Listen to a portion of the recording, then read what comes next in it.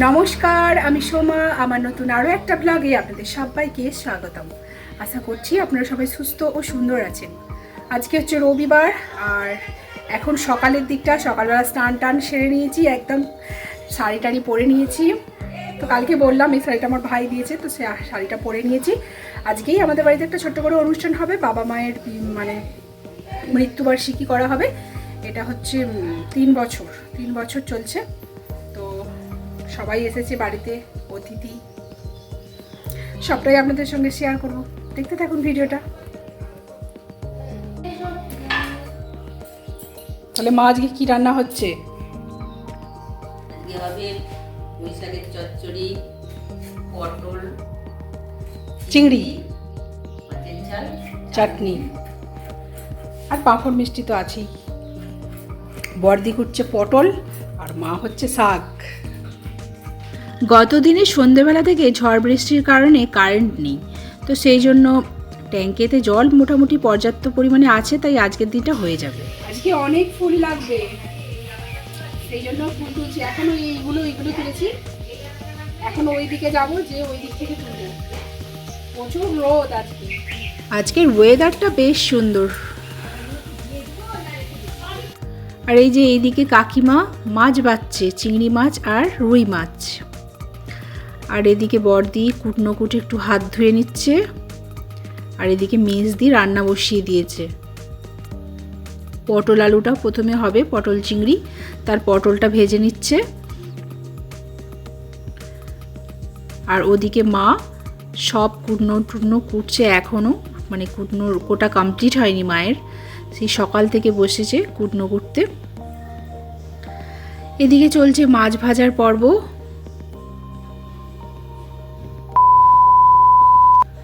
আর আমি এদিকে শ্বশুরমশাই শাশুড়িমশাইয়ের পটটা ভালো করে পরিষ্কার করে মুছিয়ে নিয়ে মালা পরিয়ে দিলাম। আর এখানে খবরের কাগজ পেতে নিচেই রেখে দিয়েছি, চেয়ারটায় ধরছিল না। টেবিলগুলো সবই মানে কি বলবো পরিপূর্ণ ছিল, সেই জন্য টেবিলে রাখতে পারিনি। এখানে দাদু ঠাকুমাকেও মালা পরিয়ে দিয়েছি। এখানে এই যে বিএম এসেছে রিমবাবুর, শেষদির বৌমা, এই যে সেজো জামাইবাবু ওখানে বড়দি বসে আছে, আর এটা শেষদি। এখানে হচ্ছে পুঁই শাক, মাছের মাথা দিয়ে পুঁই শাকের চচ্চড়ি। আর এই যে এখানে রিমের নতুন প্যান্ট আর নতুন জামা, এটা আমি কিনে দিলাম, আজকের দিনেও পরবে।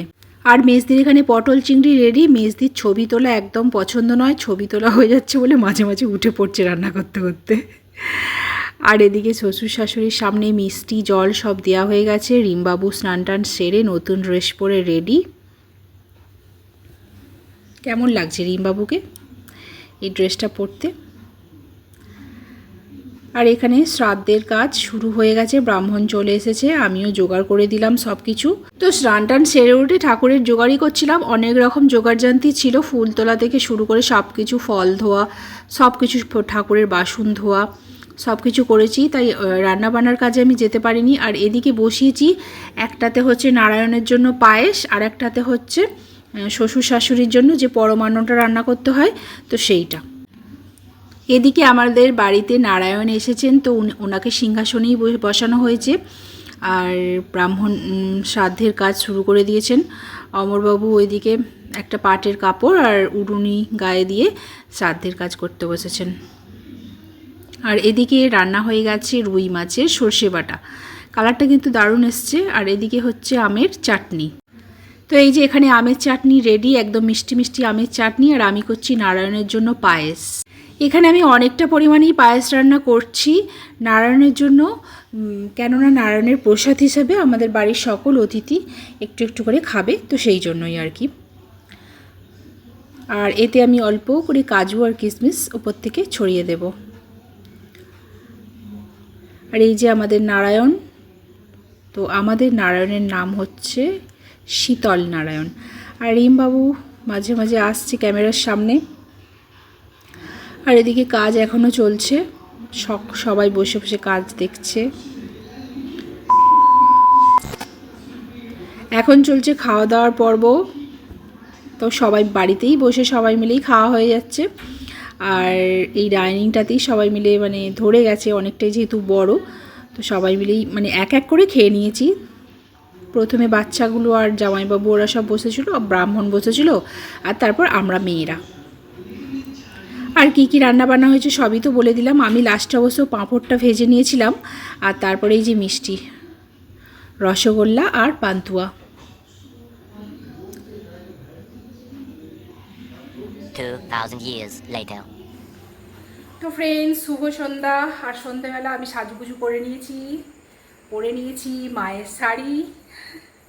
মা আমাদের বাড়িতে আছে, তো সেই জন্য মায়ের শাড়ি পরে রেডি টেডি হয়ে নিয়েছি। কয়েকটা রিলস বানাবো, তো সেই জন্য আর একটুখানি ফটোশ্যুট করব। তো ভাবলাম আপনাদের সঙ্গে একটুখানি শেয়ার করি কেমন লাগছে আমাকে। শাড়িটা আমি এই প্রথম পরলাম, মায়ের শাড়ি মা একবারও পরেনি, আমিই পরলাম।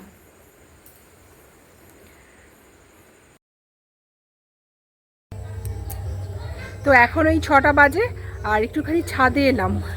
কারেন্ট তো নেই, কালকে যে ঝড় হয়েছে একদম কাল থেকেই কারেন্ট নেই। কারেন্ট ছাড়াই কাজ সম্পন্ন হলো।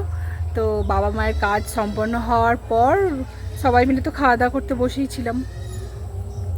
খাওয়া দাওয়া করার পর আমি ঘুমিয়ে পড়েছিলাম একটুখানি শুয়ে নিচের ঘরে এই গরমেতেই।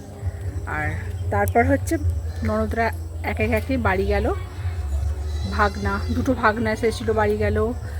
ছোট ননদ, সেজ ননদ, বৌমা সবাই বাড়ি গেল। তো বড়দি আর মেজদি আছে, আর একটা দিদি আসেনি। আর ওই তো ছেলে এসেছিলো রাজ। আর আমাদের বাপের বাড়ি থেকেও কেউ আসতে পারেনি, ওই সাইডে প্রচুর ঝড় হয়েছিল। আর কি এখন কাকিমা এসেছে, কাকিমাকে দিয়ে সব পরিষ্কার করাচ্ছি ঘর দুয়ার। তারপর ইয়ে করব, কাকিমাকে খাবার দাবার দেবো। কাকিমা ইনভাইটেড ছিল কিন্তু আসেনি খেতে, তো সেই জন্য সব কিছু দিয়ে দেবো গুছিয়ে, একদম বাড়িতে গিয়ে থাকবে। আমাদের বাড়ির যে হেল্পিং হ্যান্ড, সেই কাকিমার মেয়ের জন্য ওই শাড়িটা কিনলাম। কাকিমা ওর মেয়েকে পরার জন্য আর কি দিতে চেয়েছে শাড়িটা, তো এই শাড়িটা কিনে দিলাম। ওই সুতির ছাপা শাড়ি আর কি। তো ভাবলাম আপনাদেরকেও দেখাই শাড়িটা কেমন হয়েছে।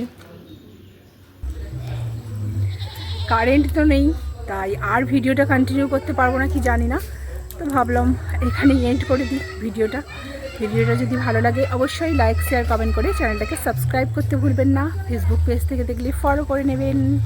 আজকের মতো টাটা, বাই।